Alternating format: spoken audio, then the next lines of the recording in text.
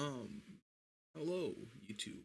This is gonna be completely unscripted. Because why would I do a script for this?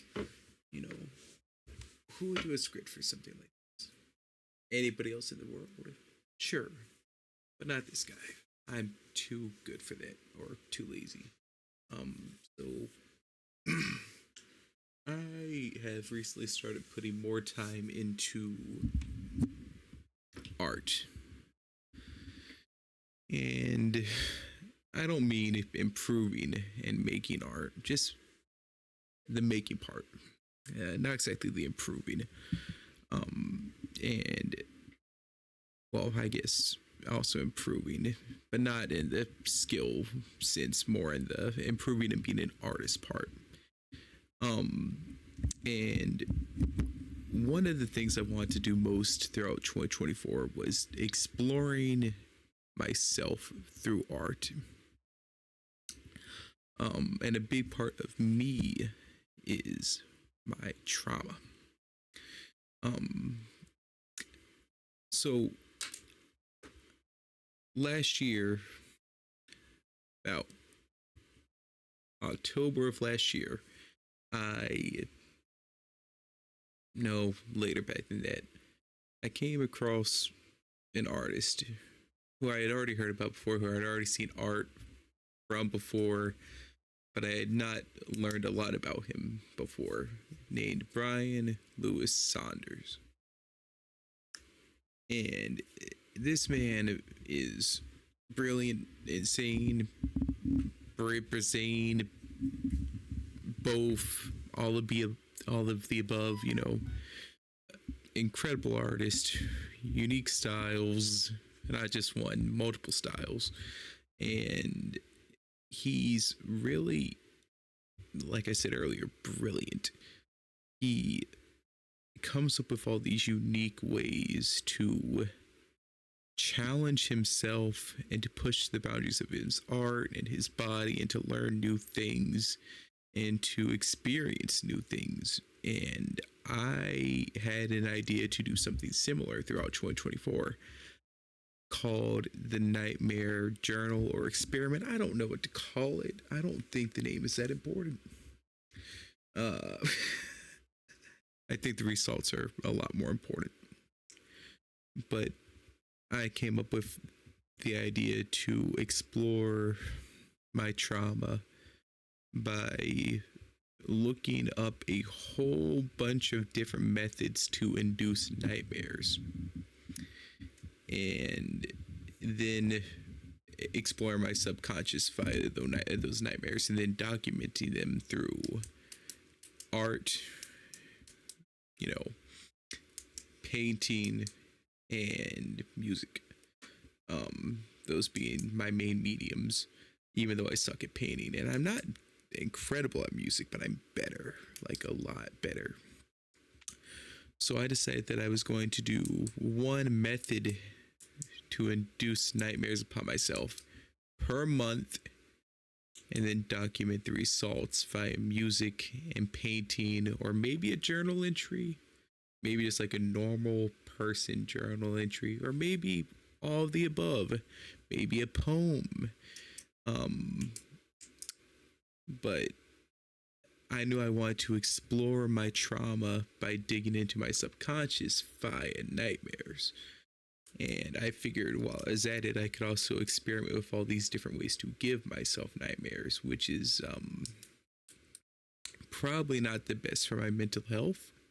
Uh, January is already passed, and one of the methods that I tried was from a blog that recommended that I repeat a recent trauma or a trauma that is not yet healed. I don't think the traumas really ever heal. And I mean, like, exploring trauma is one of the main points of this entire thing, if not the main point, as I've said multiple times. But I decided to go with a very recent trauma at the time, less than a full month old. So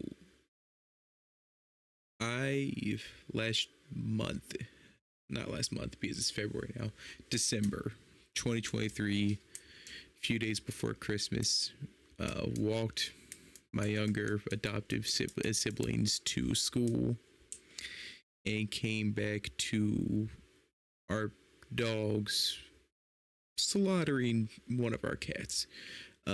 Don't know what incited it. Don't know how long it had been going on for, but that's what I had came home to.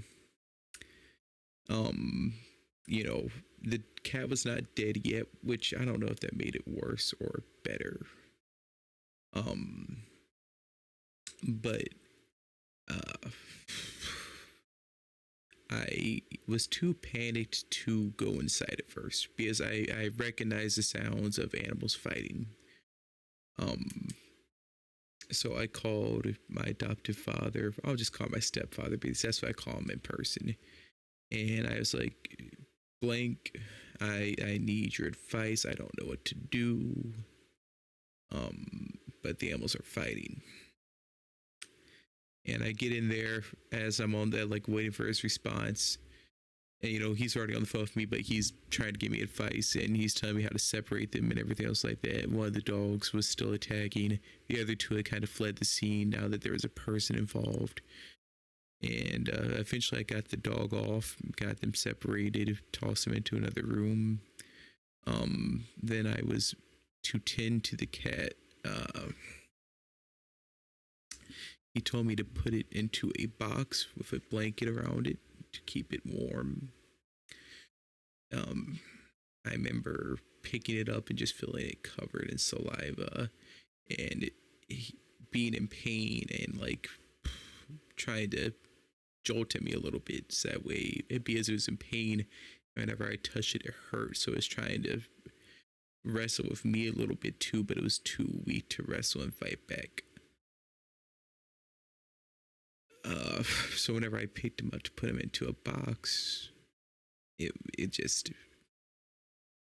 obviously it would feel weird to most people, but I've got other traumas from the past that I'll likely never talk about on here that just made it a lot different for me.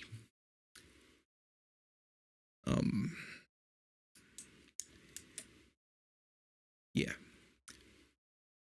So this cat's not dead. And the advice I get before my stepfather gets off the phone is call my friend because my friend can drive, I can't, and get the cat to a vet. If it's still alive by the time that my friend gets there, get the cat to a vet. And the cat was still alive by the time my friend got there. My friend got off work early to come help with everything that was going on. But I knew the cat was dead. You know, I knew for sure the cat was dead.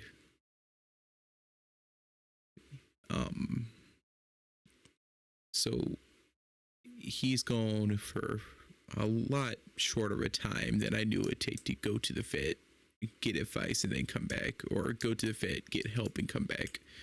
So I instantly know the second the car pulls back in that the cat's dead. Then the next day, we have another cat. This one I consider mainly my cat.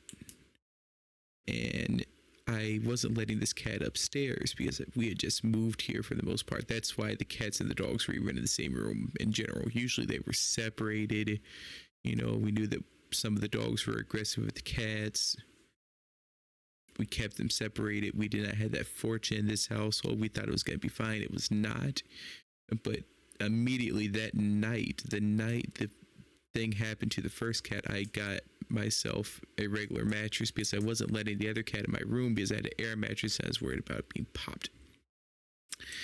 And that night I set up the regular mattress. I bring the cat upstairs and I was like, I'm not gonna let this cat down from upstairs unless I know the dogs are somewhere else and I know I'm watching. I know that everything's gonna be okay.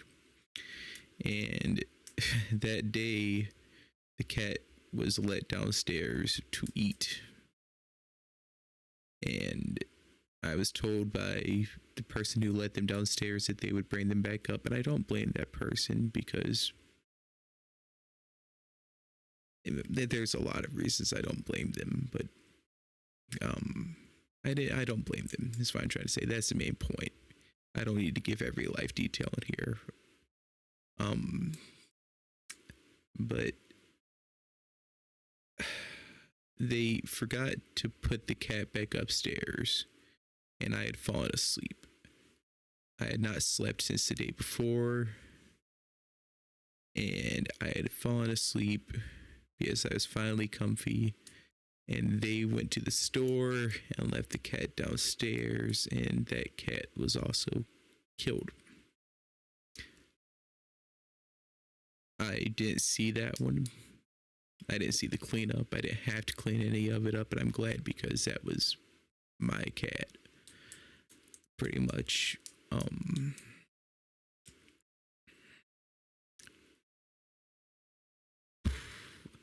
So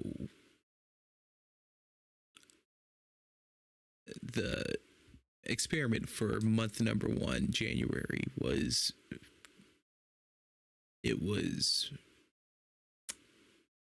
trying to induce a nightmare by repeating a recent trauma. This nightmare is actually a little funny, right? So the recent trauma was obviously the cats, and the nightmare, it was surreal. It was vivid, like very vivid.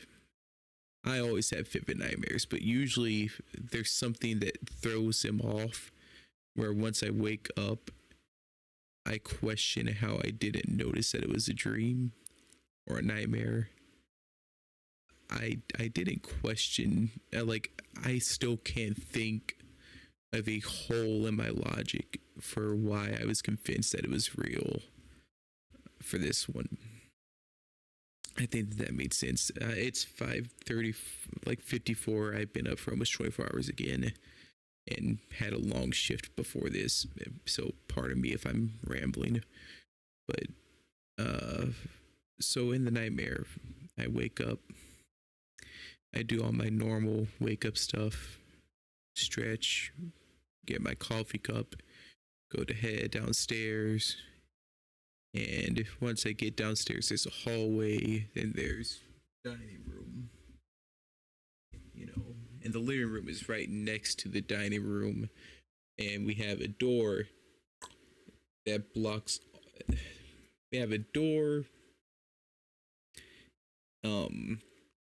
that is at the end of the hallway, and then the living room itself is connected to the dining room via an archway that we have blocked off via a divider and a couch. So anyway, I get downstairs, I go into the dining room, and my friend is standing there just chilling with his dog, the dog that seems to be the main culprit for a majority of both of these attacks. And we've had some pretty in-depth conversations about that since then. And the dog's just chilling there, and I'm still mad at this dog in real life. I'm like me right now. I'm still a little bit upset with this dog. It's hard not to be, even though I know that it's not fully the dog's fault. But in the dream, I was especially still mad. But me and my friend are talking, and a cat walks by. Just like a random cat. And now at this part of the dream, I could call it the weird shit versus the normal shit. Like looking back on it now, I could tell that this part was weird. But up until this point, it seemed pretty damn real. man, from this point on until the end of the dream, it all happened so fast that I could see why I didn't have time to question things in the dream. But the cat walks by, and I'm like, "What cat is that?" You know, both the cats are dead. We don't have a cat in the house anymore. What was that? And my friend's like, "That's the cat that's been hiding in the house. You know, well, hiding like under the porch. You know, they sneak inside sometimes through this little hole in the wall." And I'm like, "What do you mean by that?" And he's like, "Yeah, this hole in the wall." And he brings me over to the kitchen, and the cat's kind of following suit, and so is the dog. And he shows me this hole in the wall.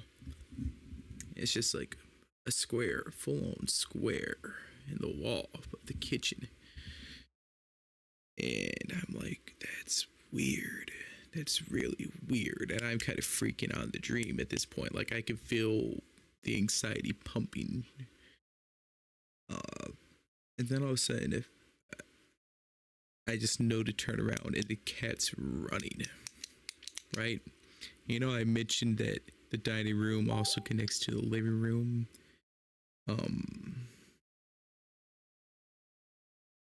Well, whenever it comes down to it,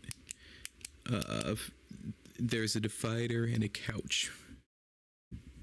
The divider was not there in my dream. It's just the couch. So I turn around, see the cat zoom into the dining room, and then I see it. Then I follow behind it as fast as I could, and I see the cat jump over the couch, all while the dog is following behind too. I just couldn't stop the dog. I knew the dog was chasing the cat, but I couldn't stop the dog. My brain didn't think to, but I feel safe for a millisecond because, you know, I see the cat jump over the couch, and this dog's older, so I'm like, wow, the cat's safe. I don't want the cat in here anymore, you know, because I know how dangerous this dog is whenever it comes down to animals. But the cat is safe. Once I get it outside, I'll find a way to fix a hole or block it, and it will stay outside, and it will be safe, and I don't have to worry about it. And then all of a sudden, my friend's dog extends. It kind of looked like those time tubes in Donnie Darko. The dog just extends and it goes right over the couch. And the dream pretty much ended before I could see anything too disturbing, but just the image of the dog extending right over that couch.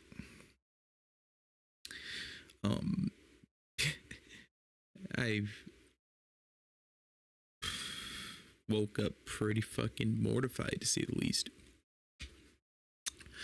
But I realized what I was afraid of in that moment was it was out of my control.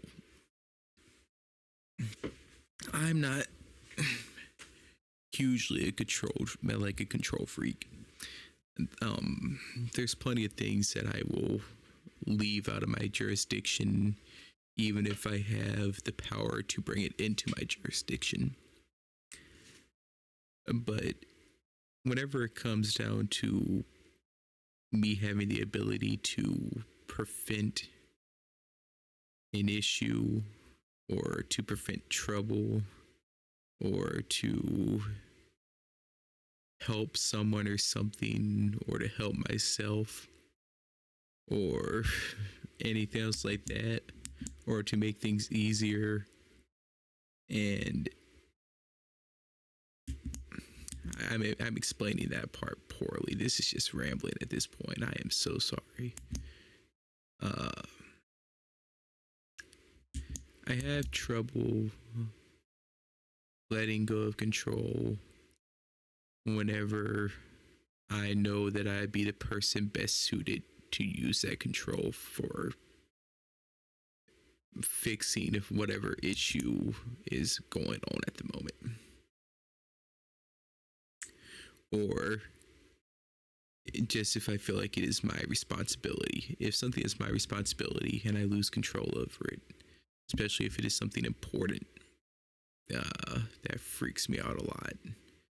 And this time, I had a nightmare about a cat getting murdered by an extendable dog. You know, a dog that just extended over the couch. There's nothing I can do in my power to stop that. And it's very odd because I still feel guilty about the nightmare, even. And I'm not that. I don't feel guilt that often to a concerning degree, even. I don't feel guilt. I feel understanding. I feel the sympathy. I correct things whenever I know I'm in the wrong logically, but I don't usually feel guilt or remorse. I usually more so feel a logical.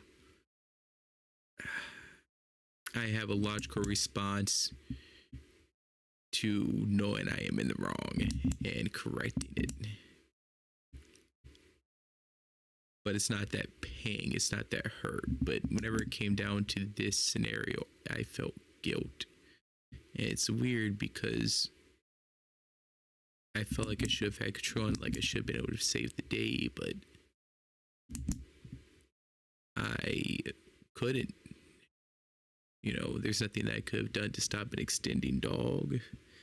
And there's nothing that I could have done to stop a dog that was already mauling at the guts or trying to get to the guts of this dying cat. Whenever I wasn't even close to home, I was walking to a school 10 minutes away on foot through ice and trying to keep track of 2 children. And then I was walking back, enjoying my walk home because I wasn't expecting to come home to a cat being murdered. But it feels like my fault that the cat got murdered, even if I would have ran home knowing something was going on, the cat would have still been dead. You know, the damage has already been done for the most part. Even if I would have went directly inside instead of calling my stepfather for advice, the cat would have been dead. There's no scenario besides me just being home before it started where the cat would not be dead right now.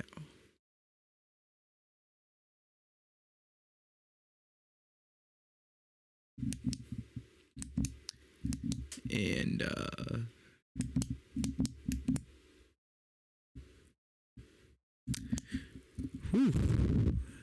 that was, did that peak? Oh no, I've got a limiter on it.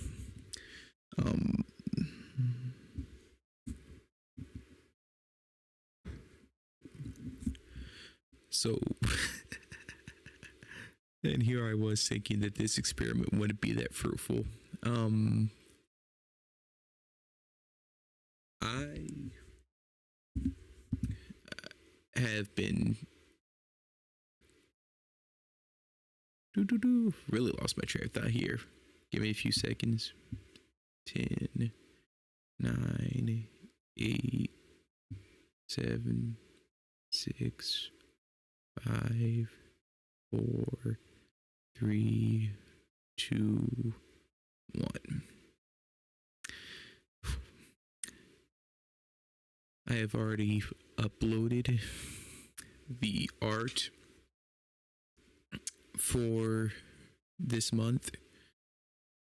The Extendo dog, it's a portrait of the dog extending along with a mauled cat. It's not good. I'm horrible at painting, god awful, but I'm it's not really my goal to be a virtuoso. Nah, that's not the word. It's not really my goal to be magnificent at painting. It's my goal to it's a goal of mine to follow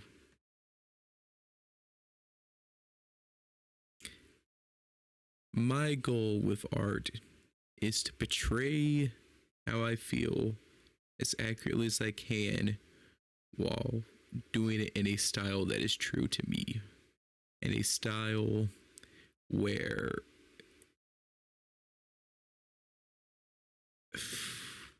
the detail, how the fuck do you say this whenever you're this tired and also just emotionally drained because what you just talked about?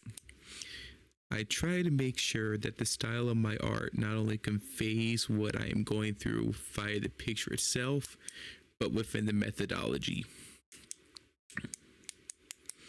So, how frantic some of the things look, or how quick I go through them. I've actually got the painting right here. I don't know if you'll be able to see it.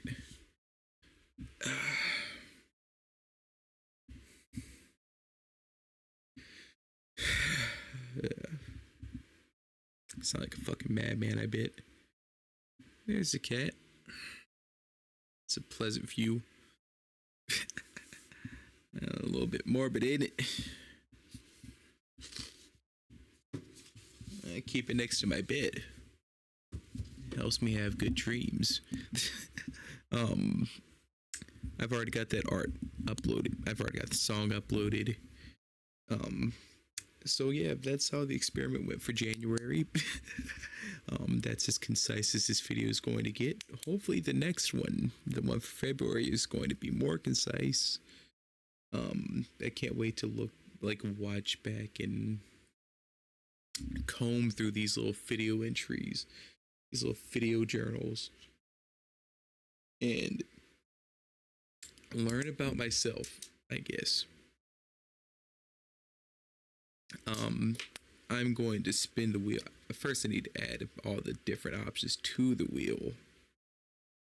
Extreme temperature changes. Oof, that's a maybe.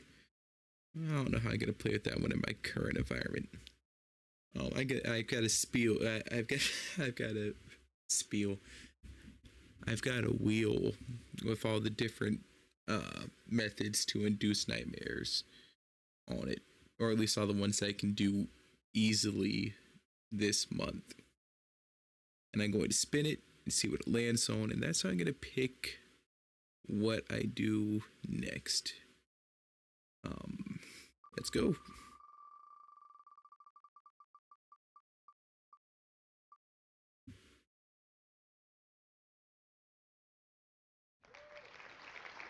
Unsettling personal reflections. Woo! Unsettling personal reflections. Let's see what that one is. I gave myself a whole Google Doc full of the actual method, and then I elaborated underneath. Reflect on unsettling and distressing personal experiences or memories as you wind down for the night. Well, that's kind of similar to what I've already done for January. So instead, I'm going to reflect on negative parts of myself. Maybe even make a con sheet of things that make me not a great person. Or just traits about myself I don't like, insecurities, emotional, physical, so on, and explore those a little bit before bed, like a nice little laundry list, and see where it takes me. That should be a fun one to do a journal about on YouTube. And just a disclaimer, I'm going to put this at the end for anybody watching that may want to report me for warning that I'm going to take this too far. Because of how out there this video seems, I am completely mentally stable. I am 70% mentally stable. The reason why this video seems so unhinged is because it's a deeply personal video being made at 6:11 after not getting sleep for a long time and after working an 8-hour shift that I was not scheduled for, that got really busy. And I've also never done a video like this before to know how to round it in. I am doing emotionally better than I have in the past by far, and I have no intentions of ill will towards myself or others. And if that changes, I'll seek professional help myself. Thank you for the concern. If you've stuck around this long, I feel like you should probably also remember that if you ever need professional help, find it. Not just as personal advice to you, because it's good advice to live by in general, but because if you watch somebody ramble for 30 minutes straight about this topic, you're probably already mentally unstable. Because I would not watch a video like this. I'll put that pretty bluntly. I would not watch this video. So yeah. Do I just say bye now? This is pretty personal. There's some people in my life that don't even know the story yet. So, do you take me out to dinner now? Maybe a movie. I like horror and drama.